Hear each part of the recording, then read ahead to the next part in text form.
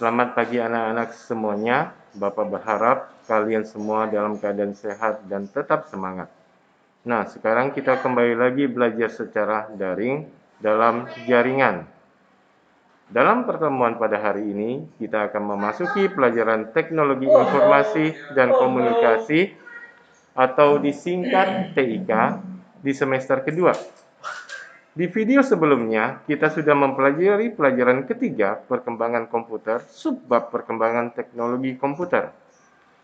Pada hari ini, kita melanjutkan pelajaran ketiga perkembangan komputer dengan subtema bahasa komputer. Sebelum melanjutkan video kali ini, jika video ini dirasakan bermanfaat, silakan di like, share, subscribe, dan komen agar channel ini terus berkembang untuk kemajuan ilmu pendidikan, terutama dalam hal ilmu pengetahuan TIK. Mari kita sebelum memasuki pelajaran hari ini, kita berdoa terlebih dahulu. Bagi yang beragama Katolik, izinkan Bapak memimpin secara agama Katolik. Yang beragama lain, silakan berdoa menurut keyakinan agamanya masing-masing. Doa pembukaan. Atas nama Bapa dan Putra dan Roh Kudus. Amin. Tuhan Yesus, kami mau belajar. Berkatilah kami dalam pelajaran hari ini. Amin. Bapa kami yang ada di surga, dimuliakanlah namamu, datanglah kerajaan-Mu, jadilah kehendak-Mu di atas bumi seperti di dalam surga. Berilah kami rezeki pada hari ini, dan ampunilah kesalahan kami, seperti kami pun mengampuni yang bersalah kepada kami. Dan janganlah masukkan kami ke dalam pencobaan, tetapi bebaskanlah kami dari yang jahat. Amin. Atas nama Bapa dan Putra dan Roh Kudus. Amin. Oh ya, sebelum memasuki pelajaran hari ini, Bapak mengingatkan kembali, jaga kesehatan kalian, pakailah selalu masker dan cuci tangan dengan baik dan benar. Makan makanan yang bergizi. Jika berada di luar rumah, jaga jarak saat bertemu dengan orang lain, sekurang-kurangnya 1 meter. Tetap pakai masker, segera pulang, mandi dan bergantilah pakaian yang baru. Menggunakan masker. Ini cara menggunakan masker yang benar. Kemudian, mencuci tangan. Oke? Kalian bisa lakukan 5 langkah mencuci tangan pakai sabun yang benar. Kalian bisa pause video ini untuk bisa membacanya. Dilanjutkan. Pelajaran ketiga, perkembangan komputer. Subbab bahasa komputer. Kita bisa melihat peta konsep pada halaman 74, ya. Sekarang kita akan mempelajari perkembangan bahasa komputer. Oke? Silakan buka buku kalian di halaman 81. Ya? Sudah? Bagian kedua, bahasa komputer. Kamu telah mempelajari perkembangan komputer dari masa ke masa. Apakah kamu masih ingat apa yang dimaksud dengan komputer? Ya, komputer adalah alat pengolah informasi. Ketika kita memasukkan informasi untuk diproses oleh komputer, kita harus menggunakan bahasa yang dimengerti oleh komputer.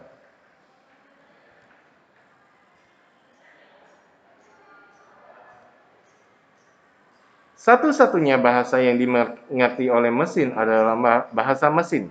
Seperti apakah bahasa mesin itu? Ya, ini pada subbab lainnya, bilangan binar.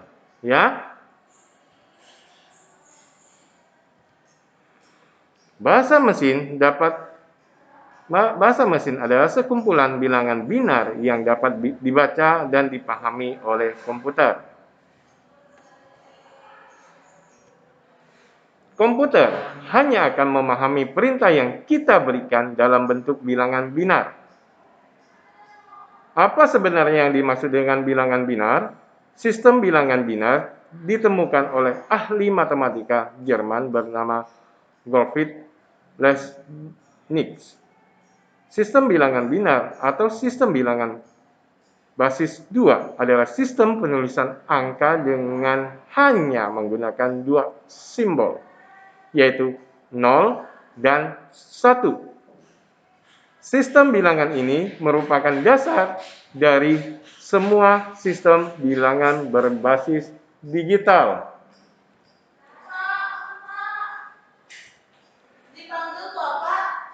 Oke.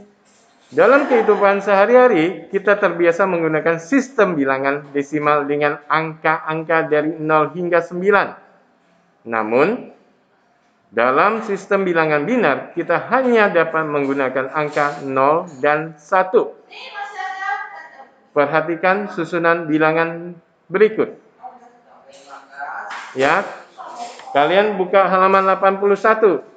Ada sistem bilangan desimal, itu 0, 1, 2, 3, 4, 5, 6, 7, 8, 9. Sistem bilangan binar ada 0, bacanya 0, 1, bacanya 1, 10, bacanya 1, 0, dan seterusnya. Ya. Yang terakhir 1001 berarti 1001. Ya. Dari kotak-kotak bilangan tersebut, kamu dapat melihat bahwa angka 2 dalam bilangan desimal dinyatakan dengan 10, 1, 0 dalam bilangan binar. Angka 5 dinyatakan dengan 101. Angka 7 dinyatakan dengan 111 dan seterusnya. Dengan melihat pola tersebut, dapatkah kamu menebak bilangan binar untuk angka 10?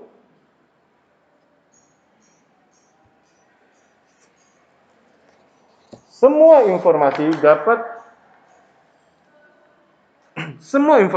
dalam komputer disimpan menggunakan kode-kode tersebut. Bilangan binar atau binary digits disingkat menjadi bit.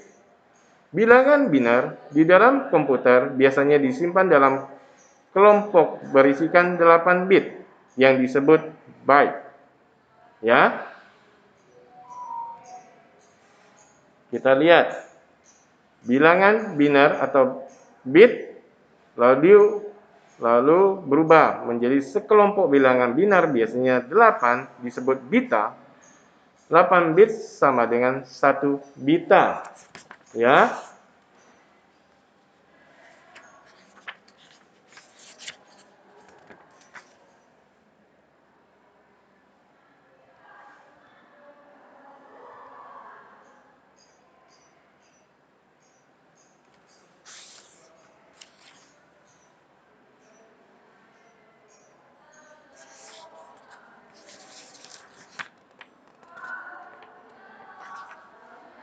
Oke.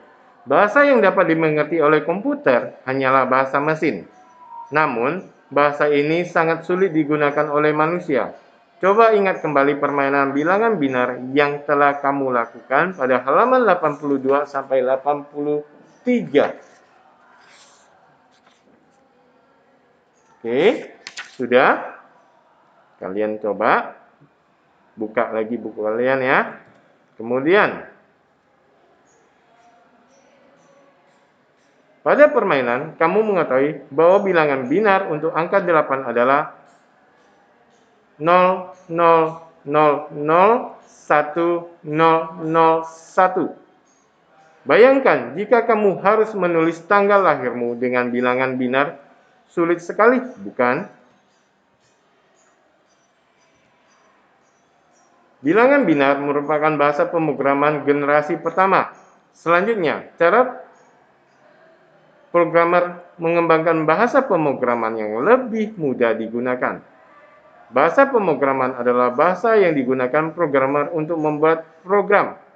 Semakin mudah suatu bahasa pemrograman digunakan, semakin cepat juga seorang programmer membuat programnya. Berikut perkembangan bahasa pemrograman dari masa ke masa. 1. Bahasa generasi pertama,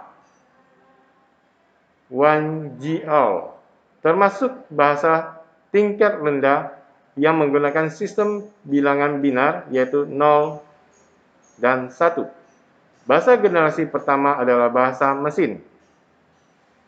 2. Halaman 85 ya. Bahasa generasi kedua, 2GL, 2GL, juga termasuk bahasa tingkat rendah yang disebut bahasa rakitan assembly language. Bahasa generasi kedua menggantikan bahasa mesin dengan simbol huruf dan angka. 3. Bahasa generasi ketiga, 3GL, termasuk bahasa tingkat tinggi yang ditulis dalam bentuk teks. Contoh, 3GL adalah C, kemudian C++, Java, dan JavaScript. Ini adalah contoh kode JavaScript yang merupakan salah satu bahasa pemrograman yang paling sering dipakai di dunia. 4. Bahasa generasi keempat, 4GL, berisi pernyataan yang mirip dengan kalimat dalam kehidupan sehari-hari.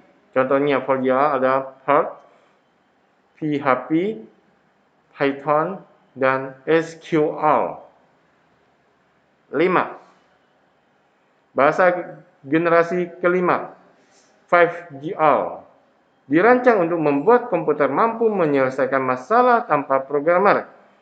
Contoh 5GL adalah Mercury, OPS5, dan Prolog. Programmer lebih sering membuat sebuah program menggunakan bahasa generasi kedua, generasi ketiga, dan seterusnya. Akan tetapi, bukankah komputer hanya memahami bahasa mesin? Jadi, bagaimana caranya agar komputer dapat menjalankan perintah yang diberikan?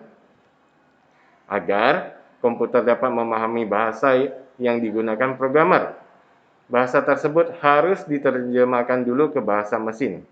Proses penerjemahan ini disebut kompilasi atau compilation. Program yang melakukan penerjemah disebut kompilator, ya, atau compiler. Oke, kalian lihat halaman 85, ya.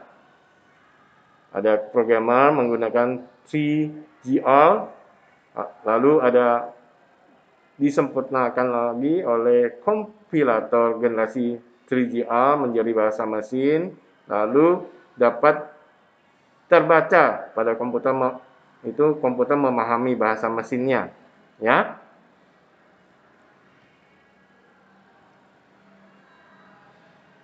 Oke. Di awal video pembelajaran kita sudah memulai dengan doa, maka untuk mengakhiri video juga kita harus berdoa. Siapkan diri kita untuk berdoa. Untuk yang beragama Katolik, izinkan Bapak memimpin kembali doa secara Katolik, dan yang beragama lain dipersilakan berdoa menurut agamanya masing-masing. Atas nama Bapa dan Putra dan Roh Kudus. Amin. Tuhan Yesus, kami sudah selesai belajar pada hari ini. Berkatilah kami dalam menuntut ilmu agar dapat berguna untuk masa depan kami. Amin. Salam Maria, penuh rahmat, Tuhan sertamu. Terpujilah engkau di antara wanita, dan terpujilah buah tubuhmu, Yesus. Santa Maria, Bunda Allah, doakanlah kami yang berdosa ini, sekarang dan waktu kami mati. Amin. Atas nama Bapa dan Putra dan Roh Kudus. Amin. Sampai jumpa. Terima kasih.